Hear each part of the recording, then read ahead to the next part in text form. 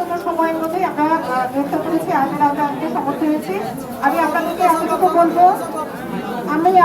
এতটুকু বলবো যে আমাদের টিম কাজ করছে, ঢাকা থেকেও টিম এসেছে, আমাদের দ্রুত টিমও কাজ করছে।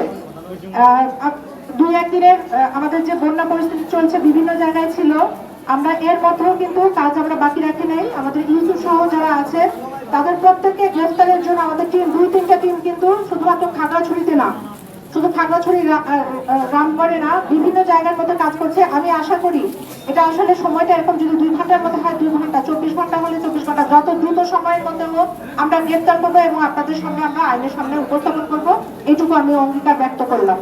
আমি আশা এবং বিশ্বাস যে আপনারা আমাদের উপর ভরসা আছে। ইতিমধ্যে আপনারা দেখেছেন যে কোনো ধরনের ঘটনা ঘটেছে আমরা কিন্তু দ্রুততম সময়ের মধ্যে আমরা তাদেরকে গ্রেফতার করেছি, কোনো ধরনের ব্যত্যয় কিন্তু হয় নাই। যারা অপরাধ করেছে আমরা প্রত্যেককে, সেটা অপহরণকারী হোক, ধর্ষণ হোক, যে কোনো ধরনের অন্যায় যারা করেছে প্রত্যেকেই আমরা গ্রেফতার করতে সমর্থ হয়েছি। আপনারা আমাদেরকে একটু সময় দেন, আমরা আশা করি খুব অল্প সময়ের মধ্যে, আমি তো আপনাদেরকে বললাম অল্প সময়ের মধ্যে আমরা আপনাদেরকে সেটা নিয়ে